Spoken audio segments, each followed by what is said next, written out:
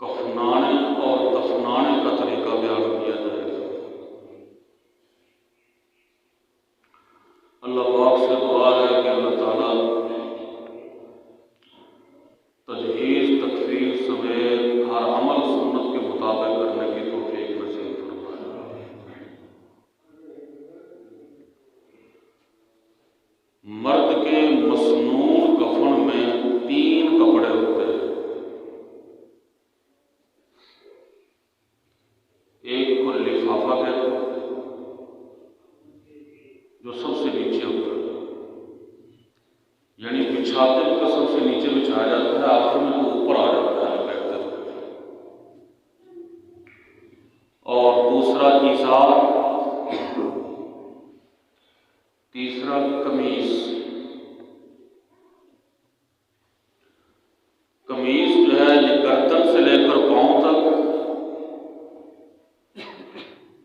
اور یہ ڈبل ہوتا ہے، اس میں سوراخ کر کے گلے میں ڈالا جاتا ہے،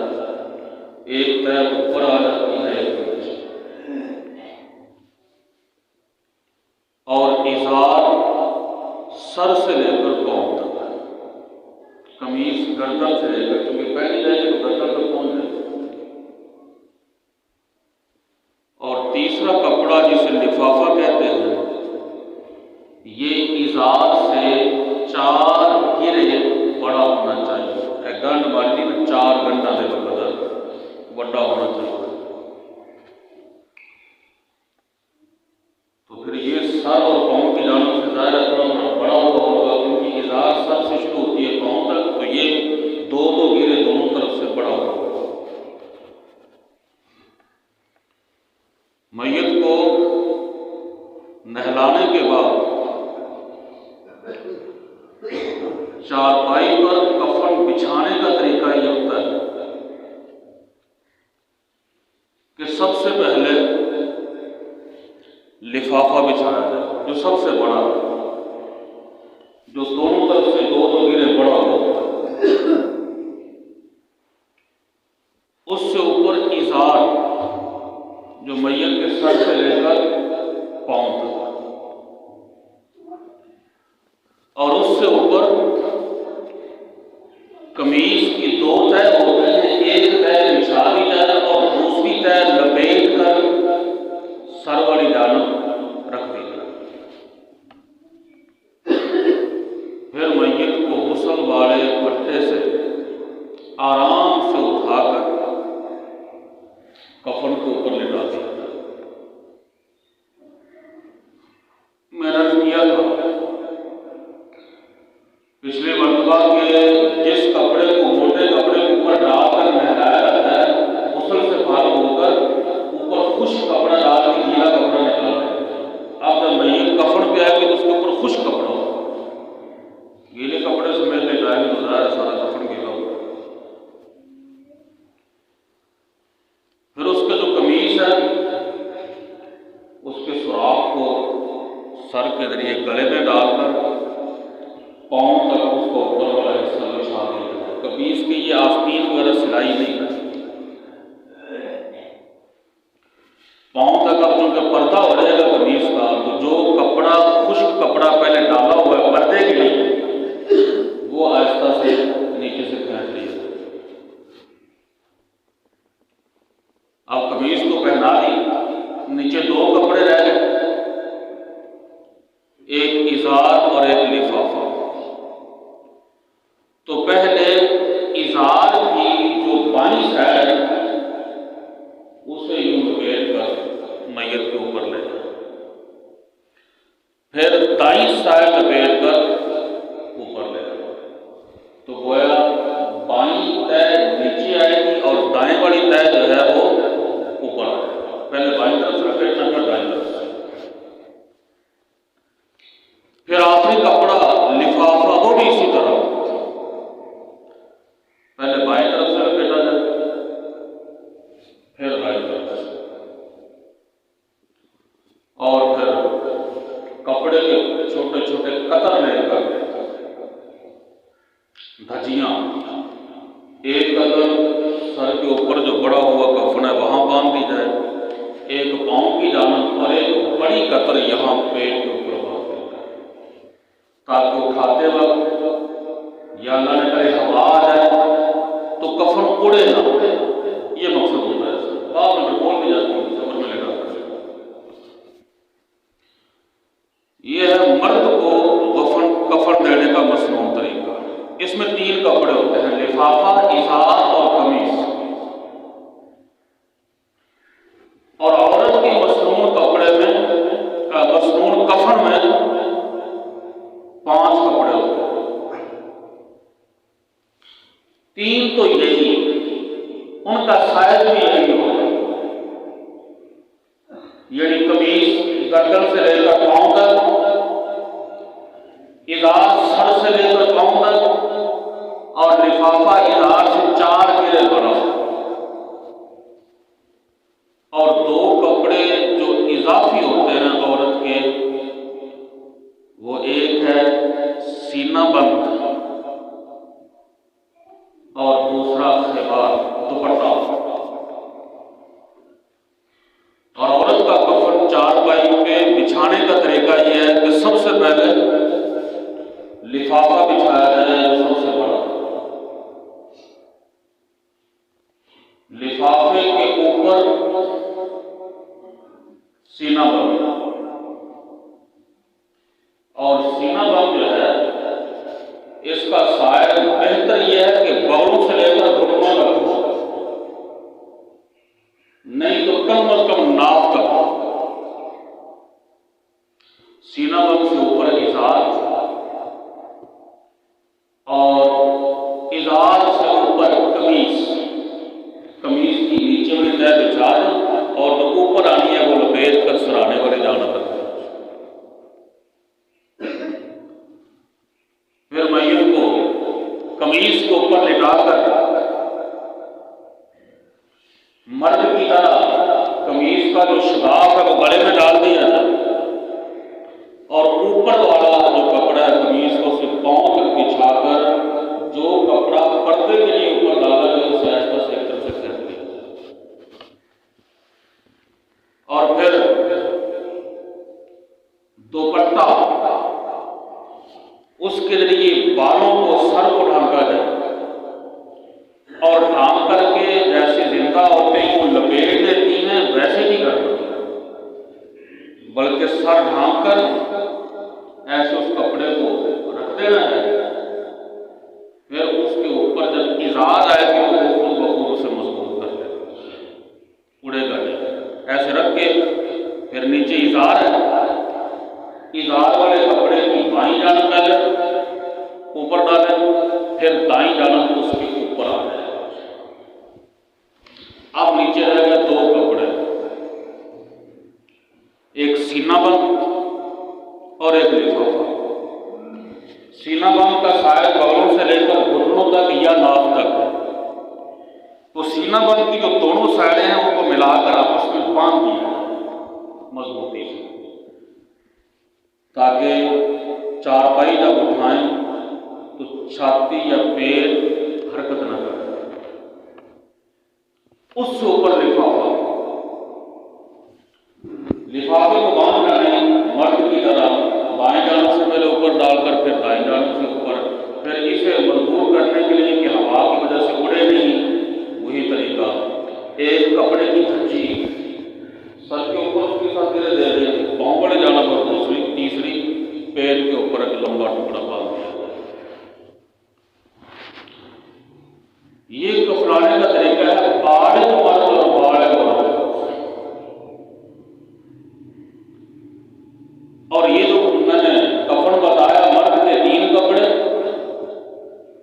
اور عورت کے 5 کپڑے، یہ مصنون کفن ہے۔ اگر اتنا نہیں دیا جا سکتا کسی وجہ سے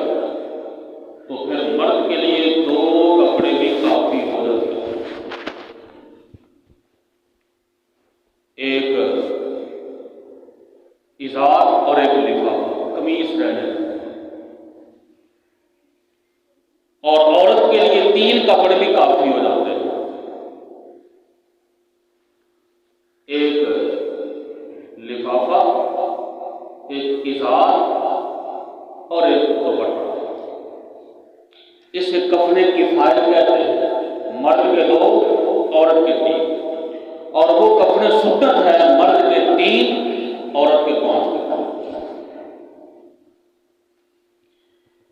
اور اگر لڑکی یا لڑکا بالغ نہیں ہے لیکن بالغ ہونے کے قریب پہنچے ہوئے ہیں، تو ان کی بھی کفن کے یہی 2 طریقے ہیں کہ لڑکا ہے تو 5 بہتر ہے، لڑکا ہے تو 3 بہتر ہے، 2 بھی کافی ہے، لڑکی ہے تو 5 بہتر ہے، 3 بھی کافی ہے۔ پھر فرق کیا ہے بالغ مرد اور نابالغ لڑکی اور لڑکے میں جو بالغ ہونے کے قریب ہے؟ فرق صرف اتنا ہے کہ بالغ مرد کے 3 کپڑے ہوتے ہیں اور ان کی ذرا تاکید زیادہ آئی ہے 3 کپڑوں میں، اور نابالغ لڑکا جو بالغ ہونے کے قریب ہے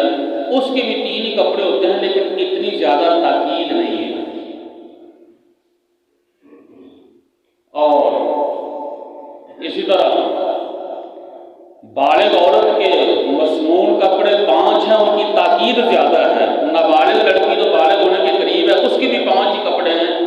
لیکن اس کی اتنی زیادہ تاکید نہیں ہے۔ اور اگر بالکل چھوٹا بچی یا بچہ ہے جو بالغ ہونے کے قریب بھی نہیں ہے، 4 5 سال 6 سال کا، تو اس کے لیے وہ جو بالغ والا کفن ہوتا ہے وہ بھی ٹھیک ہے، لیکن اگر لڑکے کو ایک ہی کپڑے میں لپیٹ کر کفنا دیا جائے یہ بھی ہے، صرف ایک کپڑے، اور لڑکی چھوٹی 5 6 سال کی جو بالغ ہونے کے قریب نہیں ہے اسے 2 کپڑوں میں کفنا دیا جائے تو اتنا ہی کافی ہے۔ یہ تو ہوا مسنون کفن۔ اب تکفین سے فارغ ہونے کے بعد میت کو اٹھا کر قبرستان لے جایا جاتا ہے، تو اٹھانے کا مسنون طریقہ یہ ہے کہ 4 طرفوں سے 4 بندے پکڑ کے اٹھانا ہر بار، اور ہاتھ میں پکڑ کر پھر کندھے کے اوپر اس کا وزن ڈالنا۔ یہ نہیں کہ صرف ایسے کندھے کے وزن ڈال کے چلتے جیسے سامان اٹھایا ہوتا ہے، اس طرح مکروہ ہے، ہاتھ ہی لگانا کندھے کے اوپر سے وزن ڈالنا، کندھے کے اس لیے تاکہ وہ ہاتھ بھی اٹھائے رکھیں گے تو ہاتھ پھٹ جائے گا، وزن اٹھا سکے، تو کندھے کا بھی سہارا لے لیں لیکن ہاتھ بھی ساتھ۔ ہاں اگر رستہ اتنا تنگ ہے کہ اس طریقے سے 4 آدمی اٹھا کر اس رستے سے نہیں گزر سکتے، تو پھر مجبوری کی صورت میں جس طریقے سے وہاں سے گزارا جا سکتا ہے گزار لیں، ایک آدمی آگے ہو جائے پیچھے ہو جائے، اوپر ہو سکتی ہے 4 پہلے ٹھیک نہیں، اوپر بھی کوئی رکاوٹ گزرے، نیچے کر لیں، ضرورت کے موقع پہ گنجائش، آگے جب کھلا رستہ ہے تو پھر سنت کے مطابق 4 آدمی چاروں طرف ہو جائے، اور قبرستان کی طرف لے جاتے وقت میت کا سر اگلی سائڈ میں ہوتا ہے، پاؤں پچھلی سائڈ میں، اس بات کا لحاظ نہیں کیا جائے گا کہ پاؤں کی بڑے کی جانب ہو رہا ہے، اگر پچھلی سائڈ میں کی بڑا ہے پاؤں پیچھے ہے تو کوئی حرج نہیں، لے جانے کا طریقہ یہ کہ سر اگلی جانب رکھنا ہے، پاؤں پھر قبلے کی جانب ہو، مشرق کی طرف ہو، شمال کی طرف ہو یا جنوب کی طرف، اور ذرا جلدی سے لے جانا چاہیے، تیزی کے ساتھ چلتا ہے، لیکن اتنی تیزی بھی نہیں کہ دوڑ لگا دے اور میت اچھلنے لگے، ذرا تیز قدم، بڑے بڑے قدم اٹھا۔ حدیث پاک میں آتا ہے کہ میت کو اس کے مقام تک جلد پہنچاؤ، اس لیے کہ اگر وہ نیکوکار ہے تو اس کی جو آگے اچھی منزل ہے وہاں تک وہ جلدی پہنچ جائے گا، اور اگر بدکار ہے تو زیادہ دیر تک اپنے کندھوں پہ اس کا بوجھ نہ ڈالے رہو، اسے اس کے مقام تک جلدی پہنچاؤ، اور پھر جنازے کے ساتھ چلنے کہ پیدل چلیں اور میت کے پیچھے پیچھے چلیں، آگے نہ چلیں، اور اگر کوئی سواری پہ چل رہا ہے تو بھی گنجائش ہے، لیکن چلنا اسے بھی پیچھے ہی چاہیے، اپنی سواری میت سے آگے نہ لگائے۔ قبرستان بہت زیادہ دور ہے تو پھر ایمبولینس یا ٹرالے پر میت کو لے جانا بھی جائز ہے۔ قریب ہے تو پھر کوشش یہ کرنی چاہیے کہ اپنے کندھوں پہ ہاتھوں کے ساتھ اٹھا کے لے جائے، اور پھر جنازہ گاہ میں پہنچ کر جب تک میت نیچے نہ رکھ دی جائے اس وقت تک جنازہ پڑھنے والوں کو بیٹھنا نہیں چاہیے۔ بعض اوقات بیٹھنے کی ضرورت پیش آ جاتی ہے، انتظار کرنا پڑ جاتا ہے، تو اگر بیٹھنا ہے تو میت جب نیچے رکھ دیں اس کے بعد بیٹھیں، میت کے رکھنے سے پہلے نہیں۔ پھر آگے جنازے کا مرحلہ ہے، تو جنازے میں دو چیزیں فرض ہیں جن کے بغیر جنازہ نہیں ہوتا۔ ایک قیام یعنی کھڑا ہونا، اور 4 تکبیریں، یہ فرض ہے۔ اور ان کے علاوہ جو درمیان میں دعائیں پڑھی جاتی ہیں، ثنا ہے، درود شریف ہے، بالغ میت کی دعا ہے اللہم اغفر لحینا، یا نابالغ لڑکے کی اللہم اجعلہ لنا فرطا، نابالغ لڑکی کی اللہم اجعلھا لنا فرطا، یہ مسنون ہے۔ ثنا اور درود شریف یہ تو تقریباً ہر آدمی کو آتا ہی ہوتا ہے، کیونکہ یہ نماز میں پڑھے جاتے ہیں 5 ٹائم۔ دعا کا البتہ مسئلہ ہوتا ہے، بعضوں کو نہیں بھی آتی، تو اگر نہیں آتی تو کوشش کرنی چاہیے سیکھنے کی، لیکن اس سے پہلے حل یہ ہے کہ جب دعا کا وقت آئے تو کم از کم صرف اتنا پڑھ لیں اللہم اغفر للمؤمنین والمؤمنات، اور جیسے بڑھاپے میں جا کے زبان پہ آسان لفظ بھی نہیں چڑھتے، اگر اس قسم کی کیفیت ہے کہ یہ مختصر سے الفاظ اور کلمات کا ادا کرنا یہ بھی مشکل ہو رہا ہے، یاد نہیں ہو رہا، تو پھر اس کے بغیر بھی جنازہ ہو جائے گا۔ 4 تکبیریں جب فرض ادا ہو جائیں اور قیام یہ 2 فرض ادا ہو جائیں تو جنازہ ہو جائے گا۔ پھر جنازے سے فارغ ہونے کے بعد جو واپس آنا چاہتے ہیں تو میت کے ورثاء سے اجازت لے کر آ جائیں، اور اگر دفن میں شریک ہونا چاہیں تو بہت بڑی فضیلت ہے، دفنانے کے بعد واپس آنا ہو تو اجازت لینے کی ضرورت نہیں ہے، جنازے کے بعد واپس آنا ہو تو اجازت لے لیں۔ اور یہ بھی یاد رکھیں کہ جنازہ یہ میت کا حق ہے، اور تعزیت یہ اس کے وارثوں کا حق ہوتا ہے۔ یہ نہ سمجھ لیا جائے کہ جنازہ پڑھنے کے بعد تعزیت کی ضرورت نہیں ہے،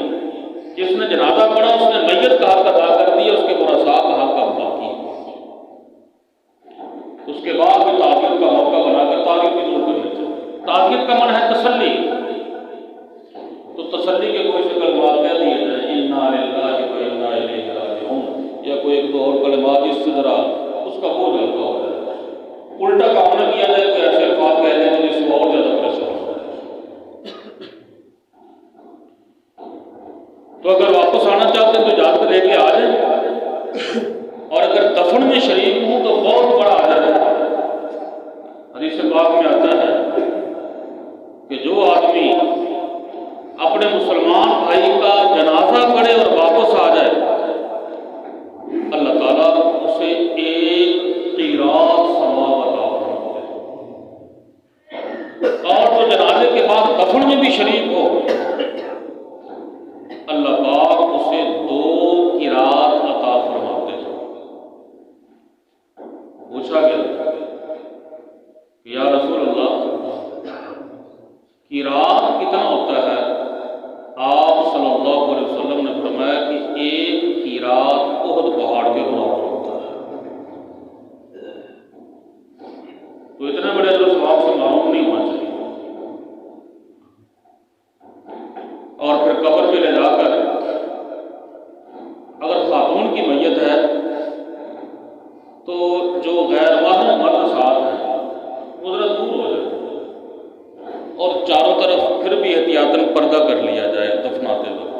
اوپر کھڑے نہیں رہنا چاہیے،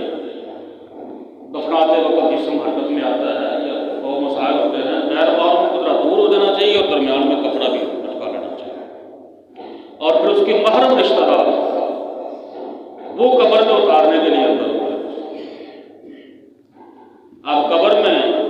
میت کو لٹا کر مسنون یہ ہے کہ اس کا چہرہ قبلے کی طرف کر دیا جائے۔ قبلے کی طرف چہرہ کرنے میں ایک غلطی عام طور پہ دیکھنے میں آئی ہے، وہ یہ کہ جب نظر کی عادت ہوتی ہے اس وقت قبلے کی طرف چہرہ یوں پھیرتے ہیں تو وہ ویسے اکڑ سا جاتا ہے، جم جاتا ہے، اسی حال پہ رہتا ہے۔ تو پھر قبر کے اندر میت کو سیدھا لٹا دیتے ہیں، کمر اس کی زمین کی ہوتی ہے، چہرہ پہلے ادھر ہوتا ہے، تو کہتے ہیں چہرہ قبلے کی طرف۔ قبر میں جب لٹائیں تو لٹانے کا طریقہ یہ ہوتا ہے کہ میت کی جو پشت ہے اسے دیوار کے ساتھ لگا کے کروٹ کے بعد لٹا کے چہرہ قبلے کی طرف کریں،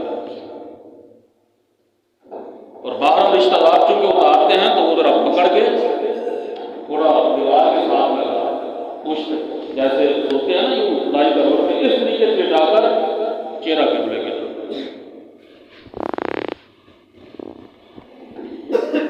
اور پھر قبر کے اوپر مٹی ڈالنا بڑا ثواب ہے، 3 مٹھی ہر آدمی کو کوشش کرنی چاہیے۔ پہلی مٹھی اٹھا کر اس سے پہلے یہ اوپر بند کرنے کے لیے سلیبیں رکھتے ہیں، سلیب رکھنا تو جائز ہے، لیکن آگ کی پکی ہوئی چیز جیسے بعض علاقوں میں گھڑے رکھنے کا رواج ہے، گھڑے کے ذریعے بند کرتے ہیں، اس سے بچنا چاہیے، مکروہ ہے۔ ہاں بعض علاقوں میں جگہ کچی ہوتی ہے، اینٹوں کی دیوار بنائے بغیر کوئی صورت ہی نہیں ہوتی،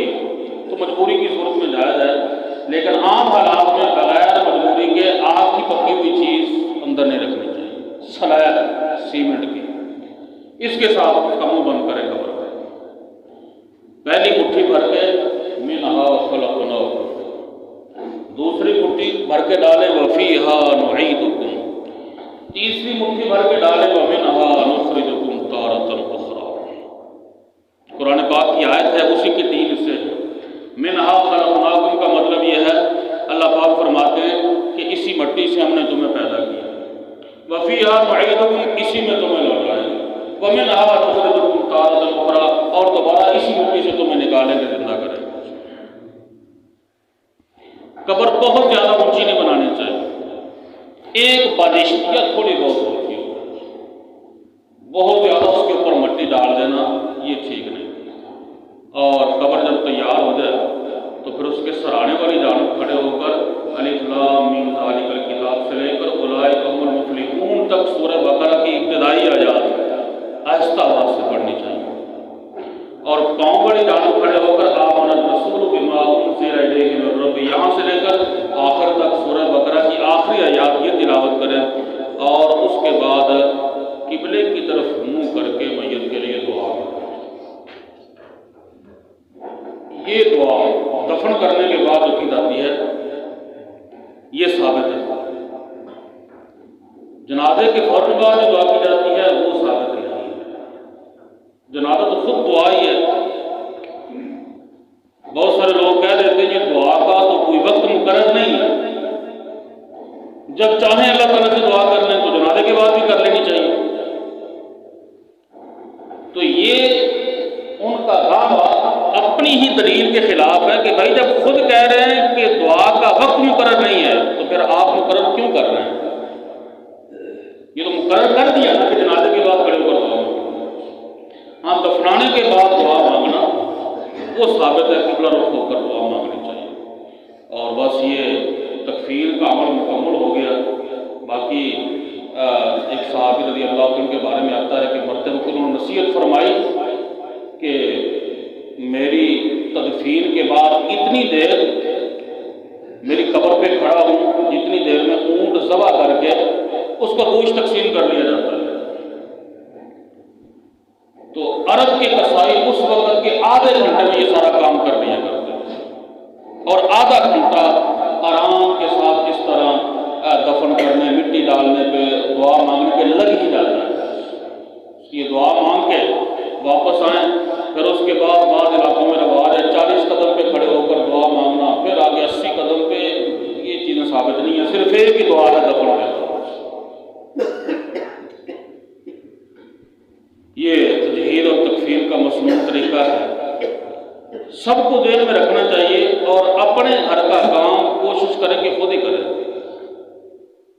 ثواب بہت زیادہ ہے اس میں،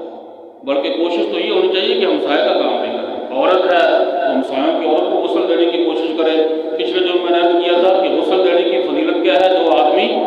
اپنے مسلمان بھائی کو غسل دیتا ہے میت کو،